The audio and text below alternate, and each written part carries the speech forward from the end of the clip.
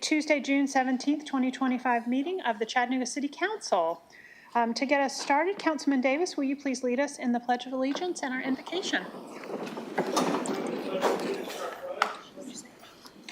I pledge allegiance to the flag of the United States of America and to the republic for which it stands, one nation, under God, indivisible, with liberty and justice for all. For our invocation today, I'd like to invite to the podium Pastor Jamie Vanoy. He's my pastor from Trinity Lutheran Church in Hickson, to give us our invocation for today.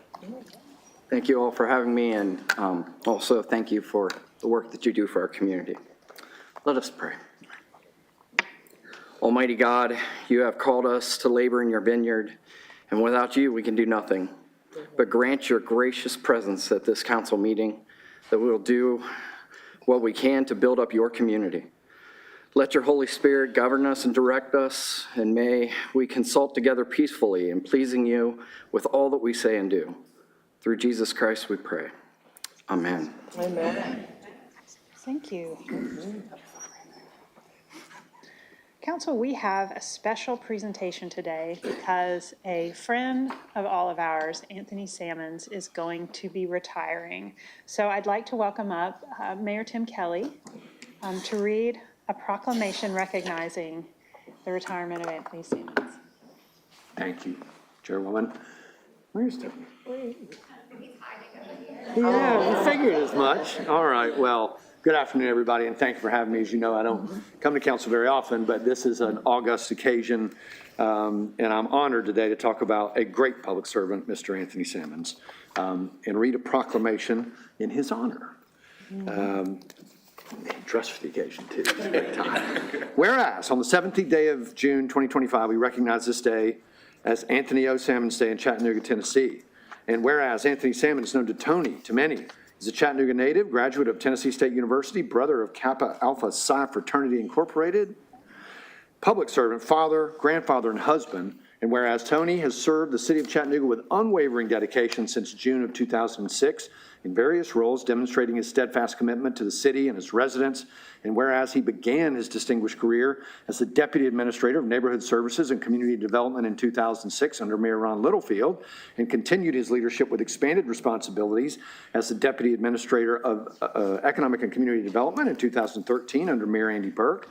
And whereas he was appointed Deputy Chief Operating Officer, serving under Mara Black Sullivan in 2017 until 2021 to complete his service for the Burke administration. And whereas under Mayor Tim Kelly, that's me, Tony served as the administrator of the Department of Community Development between 2021 and 23 and completed his service under the Kelly administration as the Chief Equity Officer, a position he has held since 2023. And whereas Tony's servant leadership, collaborative nature, solution-oriented drive, and dedication to the city cannot be duplicated. His contributions have left a lasting mark on the city, and his investment in the growth and development of multiple city departments and countless city partnerships have significantly contributed to the city's success.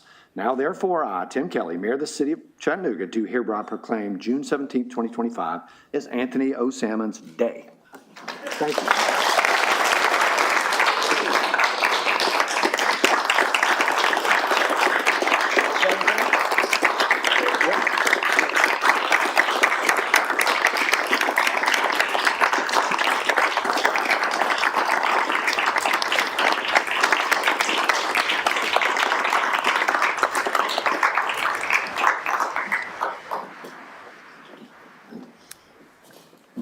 If I had the choice not to say anything, I would take that.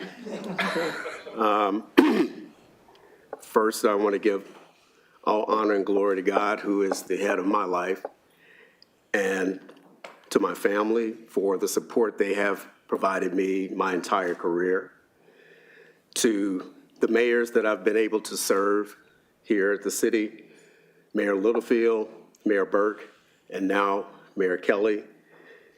I submit my humble service to each of them to the call of duty where they ask that I serve. I want to thank all of my colleagues, all of my team members for their support, their guidance, their direction, I want to thank those who poured into me, which again are those who are my colleagues, my team members, and those who I served under as deputy. Beverly Johnson, Donna Williams, Mara Sullivan, Jermaine Freeman, Ryan Ewald, and now Kevin Rorick. I thank each of them for what I've learned from them during the course of my career and the things that have allowed me to learn more and be able to be a great servant, hopefully, a great servant to those we serve here in our city. The one thing that I wanted to do as I served in the various capacities is to address the concerns of our citizens. Whatever they were, that was a concern. It was our job to identify a solution and be able to do it in such a way that it's meaningful and provide them the lives they wish to live. And I've tried my very best to do so. I want to thank the members of council, the current and those past, that I've been able to work with, hopefully assisted in areas in which you needed that, and provide the solutions that were needed as well. I'm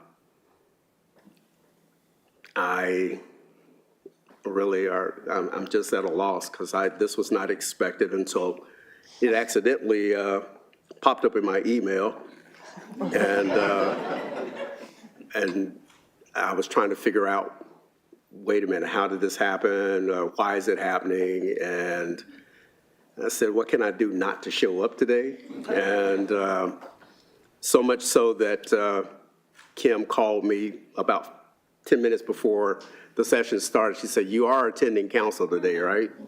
And I said, yeah, I'm already here. And but I want to thank my current team for their support and the amount of work that they do, as we presented on last week, just a snippet of what the department does and how they serve.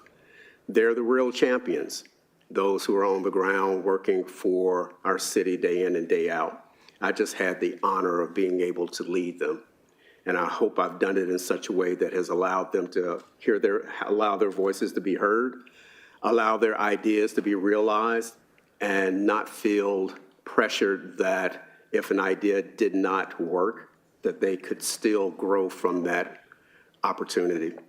So I want to thank each of you for allowing me to be a servant to the city of Chattanooga and to our community.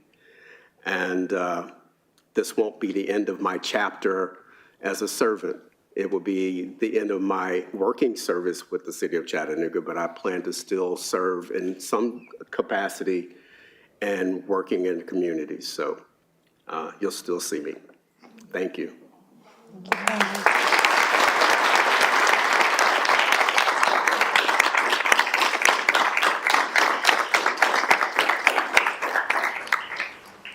Tony, your long service reminds me of how fleeting our time as elected officials is. Thank you for the ballast that you have provided to the city and leadership. And I also commend you the way that you always, always lift up your team and you make sure that everybody gets the appreciation that they deserve. So thank you very much for your leadership.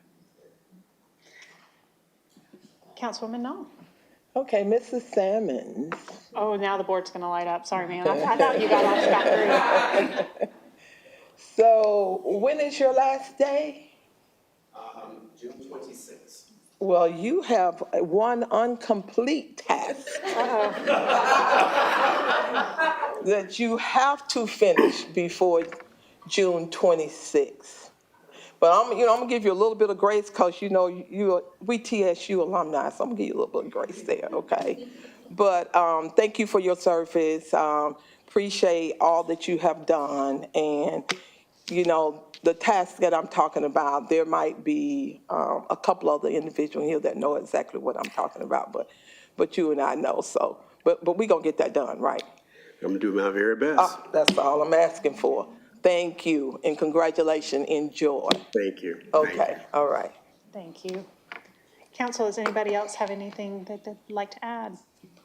All right, seeing none, we're going to let you sit down. Thank you very much, Tony.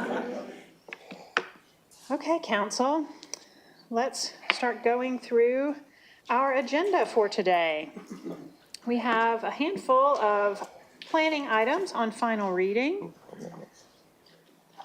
Unless I hear otherwise today, I intend to take these as a package. If that's of concern to you for any item, please hit your light. Oh, thank you. We'll come back to that. We're going to approve the minutes here in a minute, once we get through this first part of the agenda. Thank you, Madam Vice Chair.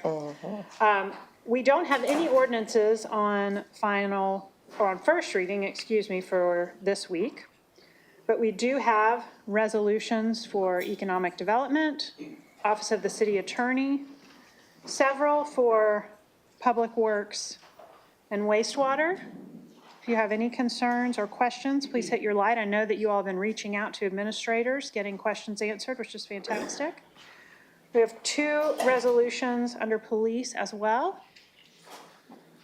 All right, seeing none, I'm going to go ahead and jump over to purchases. Council, tonight, we do have 6 purchases.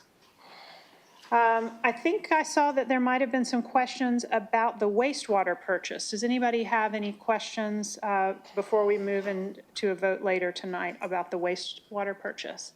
Councilman Harvey. Thank you. I understand this is for fitness equipment, and I had a couple of questions. Do the current employees have access to the city gym downtown? They do, yeah. Okay, all right. I mean, I'm all for fitness equipment, and I too could get in better shape. But, I don't know, $83,000 for fitness equipment in a tight budget year had me a little bit concerned, just Sure. to be honest. Okay, that's all. Just- I mean, I can provide some explanation if you like. So we have a number of folks that are 12-hour shift employees. They work 7 p.m. to 7 a.m., and then the second shift comes in 7 a.m. to 7 p.m. They don't get really easy access to the downtown facility. And after 12 hours of working, if I get in my car, I'm usually headed home. I'm not usually headed. So what we're trying to do is, one, promote fitness for all of our staff, because we have physical jobs out there, and giving them convenient, easy access to health equipment, we felt was a good way to keep them in shape and keep them healthy.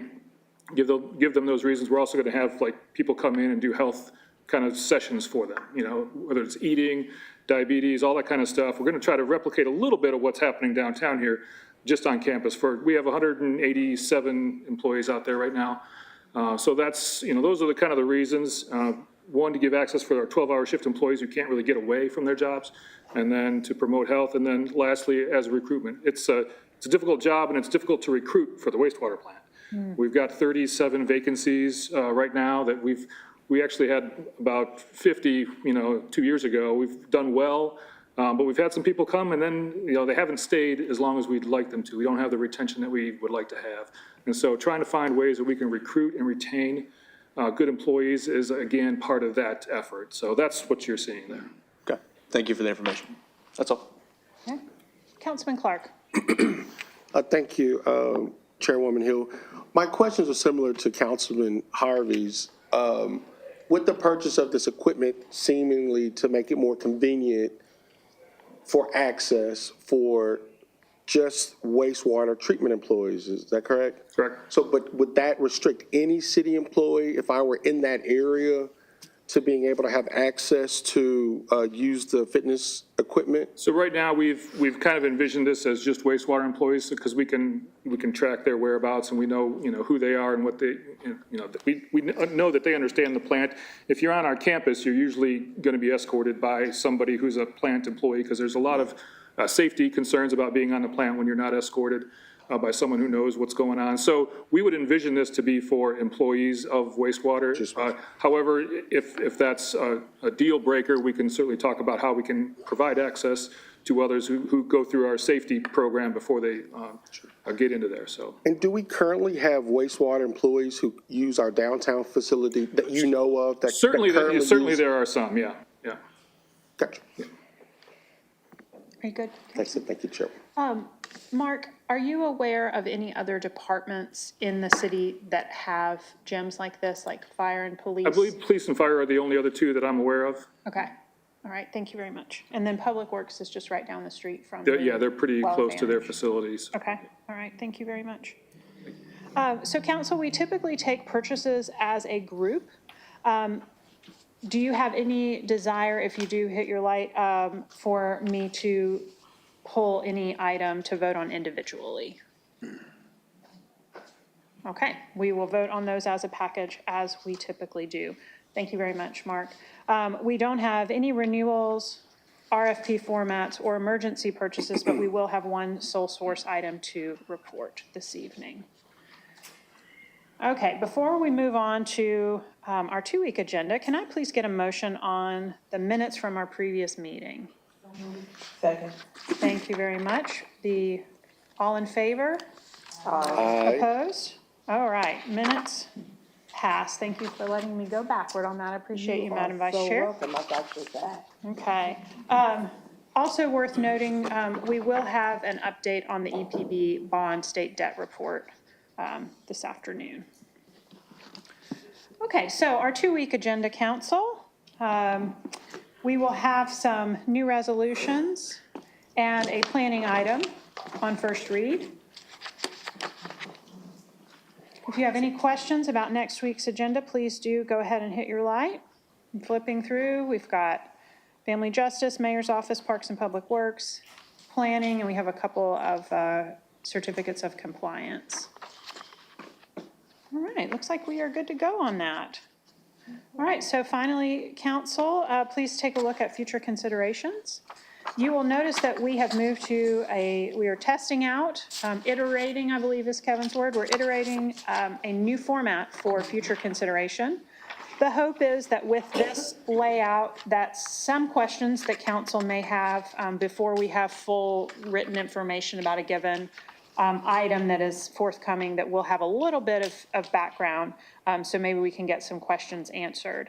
That said, staff is working through, how much detail is appropriate to give at that point. Sometimes it might be just more than we need or less than we need. So if you have feedback on that, please just email me and let me know what you think, and any feedback that you might have to improve it. Does anybody have any questions about any items on future considerations? If you do, hit your light. All right. Looks like we are good. Okay. Well, that brings to a close the discussion of our agenda.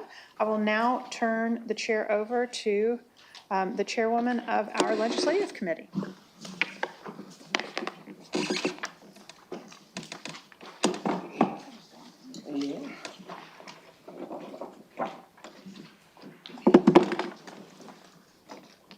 Good evening. May I have approval of the minutes? Thank you. I call this meeting of the Legislative Committee to order.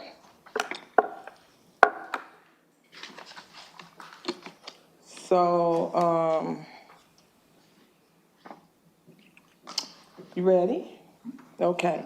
So Council, Madam Vice Chair is bringing before us the single-stair legislation. So I will turn it over to you and Thank you very much. So, Council, the single-stair ordinance, that may not mean a darn thing to you. Single-stair, single-stair. So I've brought with me a handful of slides to go over together just to give everybody a better concept of what we're talking about. And I do want to say thank you to AIA Chattanooga. They have a multi-hour presentation all about single-stair, and they were kind enough to share some of these slides with me so that I could bring this before you today. So single-stair, it's really a means of building a multi-unit, particularly a multi-family housing unit. A single-stair point access block. It's a design concept that centers around creating a single stairway for a multifamily building instead of having multiple stairways. And this came to my attention as an important topic to cover because of the work that I've done related to affordable housing. And some of you will remember that about 18 months ago, we made a very practical change to our code that allows buildings of a certain size that are multifamily to opt out of having sprinklers in the building if they're under 5,000 square feet and 4 units, because we saw in the state of Tennessee that it was a reasonable change to code.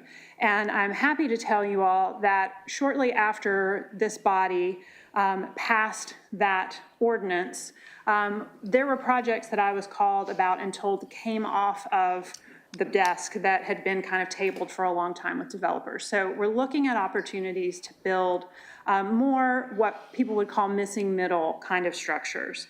So only having a single stair, it maximizes the usable square footage within a building itself, and so it can lead to increased density within the footprint of a single building. So when I talk about missing middle, we've talked about it a little bit as part of our affordable housing work, but missing middle typically refers to apartment buildings, multifamily buildings that are 20 units or less. They most often are buildings that are small in overall square footage so that they can blend into a neighborhood that's already existing.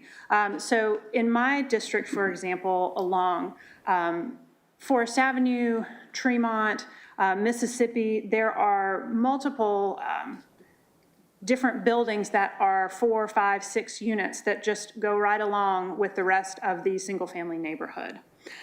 Typically, a single stair building can fit on a regular urban lot without needing to combine a lot of property, and it can be done by a relatively small-scale, semi-amateur developer without a huge amount of capital, which offers builders more opportunity to have more folks in the playground, as it were, to contribute to our economy. Also, when we build in this way, we also lower access to entry for developers because we aren't having to use steel construction, we aren't having to do all types of structured parking, things like that, that come with much larger footprint buildings.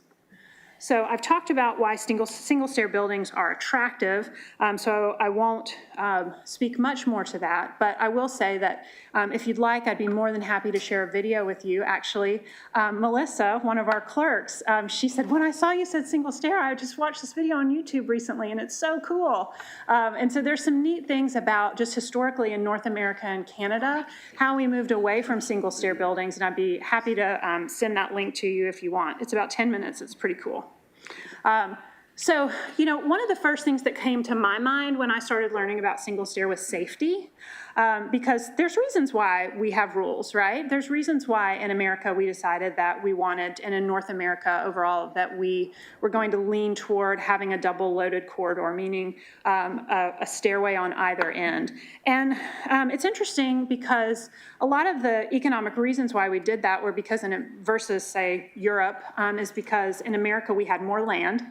We had more lumber compared to stone. It was very easy to build quickly with materials that were prone to burning, right? And so we had different concerns than our European neighbors around multifamily housing. And since that time, we've gotten a lot better at building buildings that don't burn down. And we've seen overall that loss of life from total fires is not the, let's see, there's not the volume of concern that there once was, because a combination of how we build and our firefighting techniques, honestly. So single stair legislation has been being adopted across the country, and I personally am really proud that Tennessee is really the first southern state, unless you want to count Virginia as southern state, but Tennessee is really the first southern state to say this matters to us. And so we have not actually been able to do this in Chattanooga until the state of Tennessee passed legislation to allow us to do this. There are some information on your slides about safety, if that's something that is important to you, as I expect that it will be. I think that it's pretty interesting that reported fires in single-family dwellings occur 1.5 times as often as in multifamily. And fire deaths are obviously more common in single-family than they are in multifamily dwellings. Moving on, I'll point out that single stair in Tennessee became a possibility for our city at the end of April of 2024. That bill was carried by Stevens and by Speaker Sexton and Vaughn. And here in Chattanooga, when I said, hey, I want to work on single stair, I was thrilled to learn that our affordable housing team had already been hard at work on it. So I want to give full credit for the language that you'll be reading in the ordinance to Hanneke van Derzen and Megan Miles, who I don't know if they're here today, but they have worked really hard, Hanneke in particular, to get all of this language reviewed and approved by our fire marshal and by LDO. So they've talked with lots of stakeholders at the city. They've also involved the American Institute of Architects, Chattanooga, so that is AIA, and Chris Anderson also provided policy support. Which brings us to the ordinance itself. Basically, the state says that we are now allowed in the code to allow multifamily residential buildings up to 6 stories to be served by a single exit. This ordinance, specific to Chattanooga, is recommending that we limit the number of stories to 5 stories and that we allow up to 4 units per floor for a maximum of 20 dwelling units served by a single stair. So we have not gone with the full availability of the law, but really made a decision based on what is in the best interest of Chattanooga at this point. This will require, if the developer were to opt to build a building to these standards, they would be required to have sprinklers. So it is a difference. It's a different kind of building and it needs a different type of fire protection. There are other fire protections within the ordinance as well, including 1-hour fire resistive construction within the unit itself. Also, there's a limited distance that each door can be from the single stair. So in a double stair environment, you can be as far as 250 feet from an exit. Imagine yourself in a hotel and how long those hotel hallways can be. So you can actually be quite far from a stairway. In single stair, you must be, with this ordinance, you do have to be closer to the exit. And I think it's also interesting to know that within this, we've required that the stairway itself be built of a non-flammable material and be pressurized so that smoke can't accumulate in the stairway. It actually will be pulled out of the top as part of the building design. So that's the big overview of the ordinance. There shall be no more than 20 feet to travel from an exit stairway. It also gives people flexibility of floor plan and a lot more windows. You'll notice that there's some comments in the ordinance language about ventilation. That is literally windows, because if you think about a hotel room, which is that same type of construction, there's one window on the end and the rest is dark unless you're on a corner. When we have one stairwell in the center, we're able to have a lot more windows in all of the units, which allows you to have potentially more bedrooms in units, but also to have more light and air. So thank you, Madam Chair. I yield to you and to the council. Thank you, Madam Chair, for your report. Council family, you have any questions or comments? Okay. I will add that we don't have a red line because this is new language. It's not a change to an old ordinance. Okay. Councilwoman Dotley. Yes, so the only question I have, just to get in the habit of adding fiscal notes to our legislation now, is there a cost to the city, an additional cost to the city to implement this legislation if passed? That is a great question, and I don't have an answer for you on that, so I will talk with LDO and get back to you and the entire council on that. Thank you for asking. Thank you so much. That's it. That's my only question, Madam Chair. Are you good? Yes, ma'am. Okay. Councilman Clark, you're next. Thank you, Councilwoman Hill, for this thoughtful piece of legislation. My question is as it relates to the review by the fire marshal. As a public health strategy, I do pause for concern in limiting the number of ways a person can choose to exit a building in the event of a fire, understanding that the sole purpose of this is not a safety purpose, but perhaps to allow more square footage. And I think that was mentioned. If you could go back, Crystal, if you could go back to the first slide. Oh, I can do that. You can do that where you are. one more, please. There we go. The purpose of the design is to maximize the usable amount of square footage, which I support. What are we, I guess my question is that from the review from the fire marshals, what, from that perspective, from that safety perspective, what are some of the key findings from the fire marshal that supports this piece of legislation? So fire deaths in America have gone down dramatically over the last 150 years. Building quality has changed. We now have fire retardant products in our homes. So drywall has a fire retardancy. The way that we build units, there's a fire retardancy, for example, within this, that there's a 1 hour retardancy. I don't know that retardancy is a word. Somebody can fact check me on that. But the codes themselves have increased the level of fire protection, and then we additionally require sprinklers. There are some specifics related to the number of fire deaths. One of them that I think is interesting is this first item on the general safety, how safe is this slide? That of the 140 million housing units in the USA, about 32 million are multifamily, 90 million are single family, but overall, of all of the residential fires that happened in 2020, there were 2,580 deaths, but only 400 of those deaths were in apartments. So apartments are already much safer than they were. Also, in the video that I'd be happy to share with you, we see that internationally, the preference in North America, and that is Canada and the United States of America, for the two-stair building style has actually not led to fewer deaths compared to countries that have had the single-stair model for years and years. And it is very interesting, the history, the way that we as we were doing our great expansion and manifest destiny, as it were, we had lots of space and lots of wood, where other countries had lots of rock and minimal space. And so they were having to build more fireproof structures where we were just feeding a growing population. But I'd be happy to send you that video. It has a lot more. And I will say our Chattanooga Fire Marshal has approved this, and our Tennessee Fire Marshal has approved this. And this piece of legislation does not prohibit a builder from building as many exits as they would like? Absolutely not. Gotcha.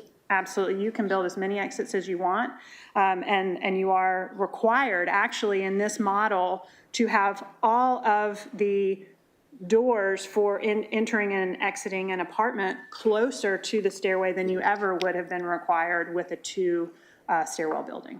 So what I'm hearing from you, from your perspective, that this legislation actually may increase safety. Some of the provisions that are being put in this legislation about putting the exit closer to the door, that it actually increases some safety provisions for buildings. I think that one could reason that, Gotcha. that because we are closer to an exit and we have more windows, you have more ways to get out of the building. I had a fire in a multifamily building in my district last year, and it came from the parking garage, actually, and what was wild was it melted the pipe under, and so smoke was coming through people's toilets. And most of the people actually got out of the building, not through the stairwell, but through the windows. Gotcha. Our fire department was truly heroic helping them get out. Thank you. Thank you. I particularly like this. I think it adds some really good safety features. When people think of single stair, they think, oh, there's only one way to get out, but it does not compromise people's ability to exit the building, but add some actual extra safety features. Yeah, we would never want to compromise safety. Absolutely. Thank you Are very you much. good, Ms. Thank you, Councilman Madam Chair. Clark? And with those Councilman questions. Davis, next. Thank you. So with regard to the requirement of sprinkler systems, do you anticipate that the cost of that would be a barrier to developers who might want to utilize this particular model? That's an interesting question, and absolutely sprinklers add a significant cost per unit. When I did the research for the change to the sprinkler ordinance, I learned that sprinklers can add approximately $30,000 per unit. So this may not actually increase low-cost building, but it will allow us to build smaller format buildings in the city of Chattanooga and also add one additional unit per floor. I do serve on the board at Chattanooga Neighborhood Enterprise, and I have had it brought to me that being able to add that one more unit helps an affordable building pencil out, even if they have to have sprinklers. And I will tell you that in Chattanooga, it's only been until the last 18 months that we've been able to build any type of building, and those are only 4-unit buildings without sprinklers. And so the affordable projects that have some type of pilot, et cetera, with them, all are currently being built under this 2-stairwell process and/or the sprinkler process, and so it will show them some type of savings just by having another tool to use or be able to add more units. Okay, good. That's all I have. Thank you, Madam Chair. Okay, so Councilman Elliott. Thank you. Councilwoman, does this override any of our ordinances pertaining to elevators? It does not. Okay, No, there's still an elevator required. okay, perfect. Okay, so I see no other, are you good, Councilman? Yes, ma'am. Okay, I see no other lights, any other, Bill? Okay. Yeah, just wanting to at least make sure that the council recognizes this is required for us to do this because we currently have adopted the 2018, International Building Code, and this provision is an exception to the requirements of the International Building Code. And it is allowed because Tennessee state law has changed at this point in time to allow this to occur up to 6 stories in height. And we're not going as high as it might be here in the state law, and we're also requiring the additional aspect of sprinklers for the health and safety of the people in our communities. So that is the purpose of all this, and our fire marshal has at least approved this matter at this point in time. And because of that, we'll have to see where we're going for the future here, but that's showing that it has at least been reviewed and is considered to be safe for the people in our community. Thank you very much, Phil. Any other questions, council family? Everybody's good? So, Madam Chair, Well, I will work with LDO and the administration to find out about the fiscal note and get back with you before I request that this be put on an agenda. We want to close that loop first. And I thank you all very much for your thoughtful questions. And I do once again want to thank the affordable housing staff, especially Hanukkah vendors and then Megan Miles, who led this work, and Nicole, who is our chief housing officer, who allowed them to do all that heavy lifting on behalf of the city of Chattanooga. So thank you all for your consideration and your time. okay, thank you, Madam Chair. We will look forward to this coming before us soon. So what's your pleasure? 4:45? So we will recess until 4:45. Yes, thank you.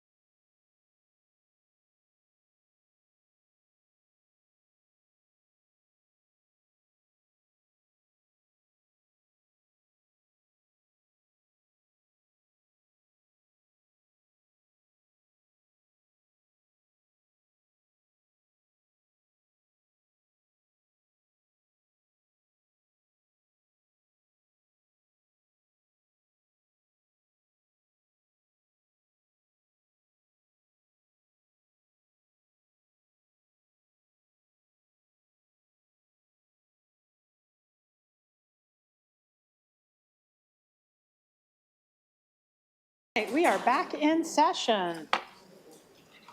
Madam Clerk, will you please read 7A through E?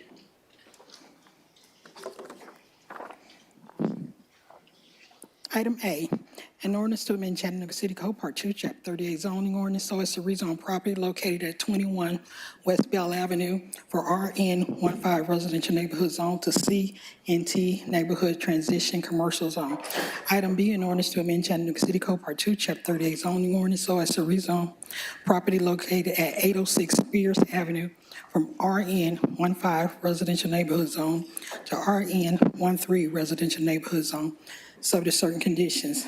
Item C, an ordinance to amend Chattanooga City Code, Part 2, Chapter 38 zoning ordinance so as to lift condition number 5 from ordinance number 13838, a previous case number 2022-0057 on property located at 1107 North Monroe from revised conditions. Item D, an ordinance to amend Chattanooga City Code, Part 2, Chapter 38 zoning ordinance so as to rezone property located at 7404 Tyner Road from RN2 residential neighborhood zone to CC commercial corridor zone, subject to certain conditions. Item E, an ordinance to amend Chattanooga City Code, Part 2, Chapter 38 zoning ordinance so as to rezoning property located at 6525 Hunt Drive from RN 16 residential neighborhood zone to RN3 residential neighborhood zone, subject to certain conditions. Thank you very much. Council, can I get a motion? Second. All right, council, we have a motion on the floor to approve with a proper second. All in favor? Well, first, do we have any questions or comments? If you do, hit your light. All in favor? Aye. Opposed? Motion passes. Thank you. Okay. Moving on to resolutions, as we do not have any ordinances on first reading, we will take 9A, please.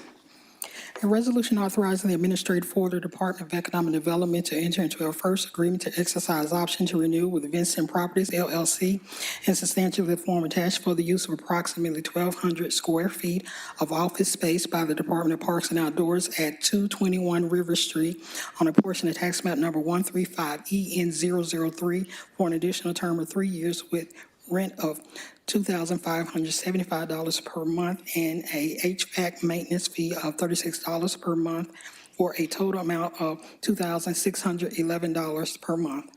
Thank you very much. Council, can I get a motion? Second. All right, council, we have a motion on the floor to approve with the proper second. Do we have any questions or comments? All in favor? Aye. Opposed? Motion passes. Item B. A resolution authorizing the Office of City Attorney to engage the following firms for legal and lobbying services. 1, Baker Donaldson. 2, Bass, Berry, and Sims, PLC. 3, Butler Snow, LLP. 4, Chambers, Bonner, and Stoffel, PC. 5, Gearhauser, Peters, Elliott, and Cannon, PLLC. 6, Adams, Sawatska with McGuire Woods. 7, Miller Martin, PLLC. 8, Tidwell and Associates, PC. 9, Evans, Harrison, and Hackett, PLLC. 10, Brian Coppett of the Title Guarantee and Trust Company of Chattanooga. 11, Logan Davis of Davis and Haas. 12, Toon, Intrakin, and White, PC. 13, Jones Title Company, LLC. 14, Robinson, Smith, and Wells. 15, Bridge Public Affairs. 16, Philip M.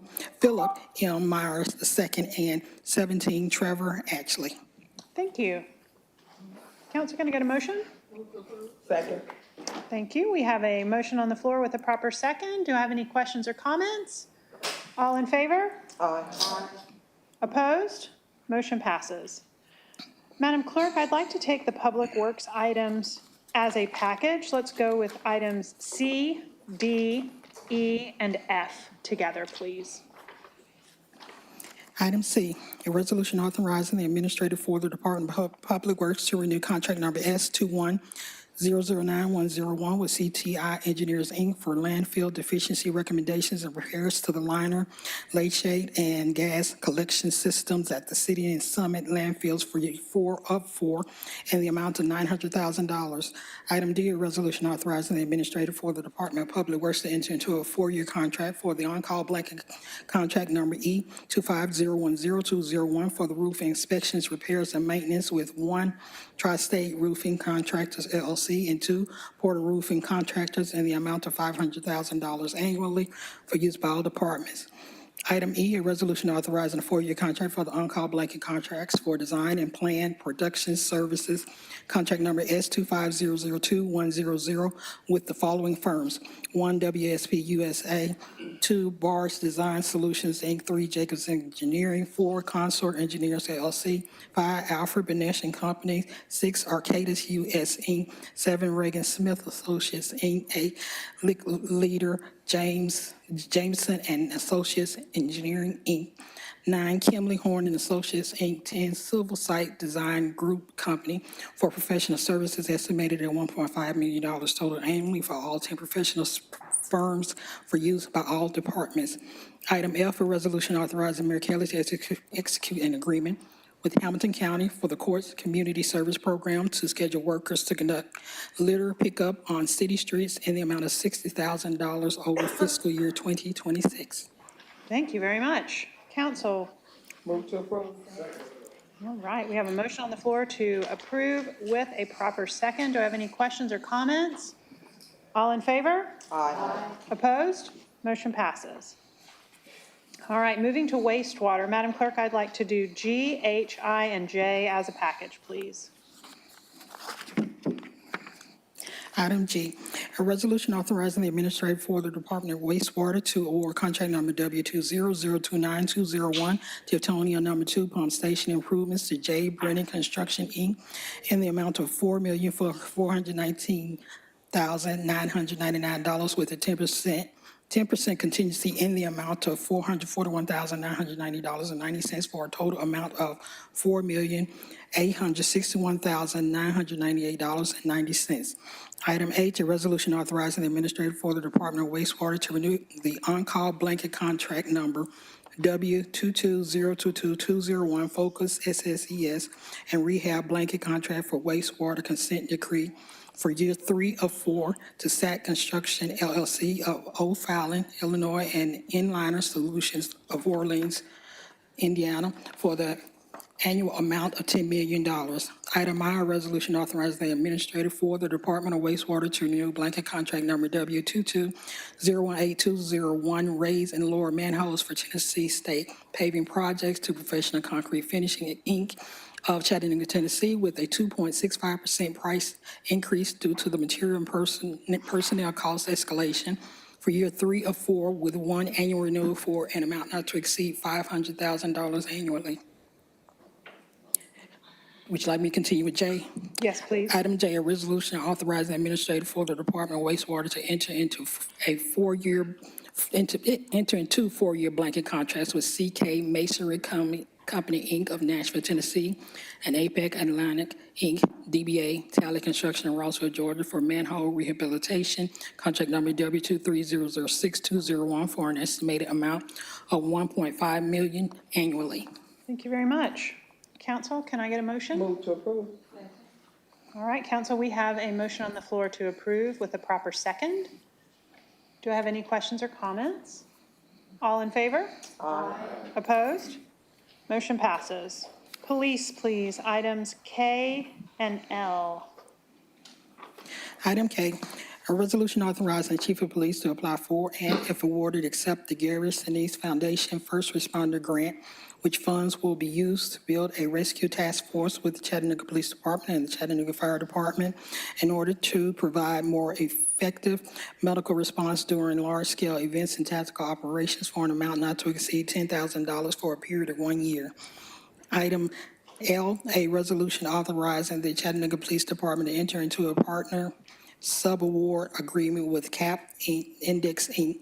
to provide research and innovation on the BJA Project 2023-17122 on the Capacity Building Grant, which parties may extend their agreement upon mutual written notice for a period ending on September 30, 2025 in the amount of $60,000. Thank you. Council, can I get a motion? Move to approve. All right, Council, we have a motion on the floor to approve with a proper second. Do I have any questions or comments? All in favor? Aye. Opposed? Motion passes. All right, moving to purchases. We had discussion of purchases at agenda session, and I do plan to take these all as a group, please, Debbie, as usual. Got it. Okay, good evening, council. We have 6 purchases recommended for approval this evening. The first is for wastewater. It's a new blanket agreement for overhead crane maintenance and repair. This will be a 4-year agreement not to exceed $100,000 annually. The award will go to Chattanooga Crane and Hoist as the low bidder. Number 2 is for fleet. This is a year 3 renewal. Ag Pro has submitted an 11% price increase due to the increased cost of labor. The new annual spend will be $250,000. Fleet has approved the increase. Number 3 is for technology services. They have requested an increase of $14,875 to agreement PA 100387 to cover Amplifund grant management software. The new estimated annual spend will be $79,875. Number 4 is for wastewater. This is a one-time purchase of fitness equipment. The award will go to FitWorks in the amount of $83,897.91, utilizing Sourcewell contracts. Number 5 is for early learning. Council approval is requested for a name change from Institutional Wholesale Company, Inc., to U.S. Foods for agreement PA 100477 for frozen and dry food. And number 6 is for police. This is a one-time purchase for installation of fire alarm system in the amount of $83,871.36. The award will go to Gallagher and Associates as a low bidder. Thank you very much. Council, can I get a motion? Second. All right, council, we have a motion on the floor to approve with a proper second. Do we have any questions or comments before we vote? All in favor? Aye. Opposed? Motion passes. Thank you very much. Okay, I have one sole source to report.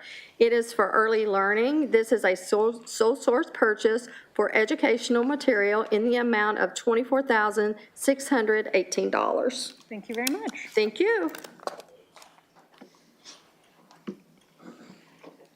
Okay. Council, now is the time for committee reports. I will start with Councilman Davis. Councilman Harvey? No report. Councilman Clark? No report. Councilman Elliott? No report. Councilwoman Dotley? No report. Councilwoman Burrs? No report. Council Vice Chairwoman Knoll? Yes, we met today for the single stair legislative, and we will revisit that in a couple of weeks. Thank you very much. Okay. We also have an item from our city attorney related to the EPB bonds. Mr. Attorney? Yes. Since the 1930s, the city of Chattanooga has been authorized to actually issue bonds on behalf of the Electric Power Board here whenever that comes into issue. And part of the requirements here by the Tennessee Comptroller's Office now is that a report on the debt obligations involving bonds be reported to them annually here. And this is a report on the debt obligations for the city here, that there was in fact issued $145,900 worth of bonds by the Electric Power Board this year that will be going back into our electrical system. The cost of all of the fees that were involved for outside counsel and for the people that were involved in auditing that process are included in that report. And it shows the maturity dates on all of those bonds that will be issued here that is required by the Comptroller's Office. And you should have one of those each year, and that is reported by the finance office here of the city.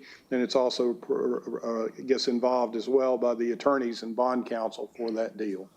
But that's the reason that it's on your agenda this evening. Thank you very much. Yes. Council, do we have any questions? All right. We now move to the time in our meeting where we recognize persons who wish to address the council. If you are here and would like to address the council, please line up behind the podium. Mr. Attorney, please read the rules. Sure. At the end of each council business meeting, the chair will recognize members of the public who wish to address the council, and here's your rules. Each speaker wishing to address the council can only be recognized at the microphone provided up front for that purpose, can't have more than 3 minutes to speak, and you can only address the council upon matters within their legislative and quasi-judicial authority and not on matters which are not under their authority or regulated by other governmental bodies or agencies. You can't engage in vulgar or obscene language nor use the floor to personally attack or personally denigrate others, and address your comments to the council as a whole and not towards individual council members. And lastly, do not engage in disorderly conduct or disrupting a public meeting, which is prohibited by Tennessee law. And someone commits that offense if the person substantially obstructs or interferes with the meeting by physical action or verbal utterance with the intent to prevent or disrupt a lawful meeting or gathering. Having stated those rules, please go ahead, Mr. Bell. Yes, thank you, Mr. Attorney, and good afternoon, Council. Money Bell from WBEL News. I was trying to disarray my organized records. I've dropped them on the floor. I've gone out and given them to some people and went back and retrieved them. For the past 17 years, I've been with what's called a court of records, trying to obtain my own records. And I've gotten the assistance of the police surrounding me. I've got UTC deputies charging me with a $4,000 bike that's mine and giving me a white woman as my baby mama, along with a judge that I can't get the heck out of my life. Today, after calling the Department of Justice, forcing you all to now release my records, Mr. Attorney, we're going to go all the way back to the county attorney and his team with Jenny S. Parker, who has no address on earth, to admit. And Money Bell has defeated you and everybody in the entire 11th Judicial District Court. And we got the records that you keep drawing weapons on me and bringing folks with batons in their pants and getting Reuben to arrest me. We're bringing Celeste Murphy back. She didn't go along with your mess. Records say that Reuben Taylor had me arrested outside of here along with a stringy-haired white lady. That's the clerk of L. Marie Williams. This law firm of Spears, Moore, and Watman and Williams that you've been under contract with. In fact, it's the first time you've been in the agenda since June the 20th when I've been asking you about all these records that you've been just bullying me, sir, from the Signal Mountains. Or is it the racist states of the Carolinas? I am overmodulating because I have a manly voice, Chair, and I use it. You've got a microphone, you've got the capabilities, it's called technology, to raise it up and down. You've cost me a few minutes. But in the meantime and in between time, you've been prosecuting me. You've been involved in my legal matters along with Philip Noblet and everybody else. The police and everybody. Money Bell won the judge shopping case that you all gave the Jerry Summers back in 2008. We've got the records to prove it. Where are your records? You got so much to say to me as a citizen. I'm not in your district. Where are your records? $211 billion, $34 million for your fraud on the entire 11th Judicial District Court, for your continuous nonsense of prosecuting me. I'm waiting.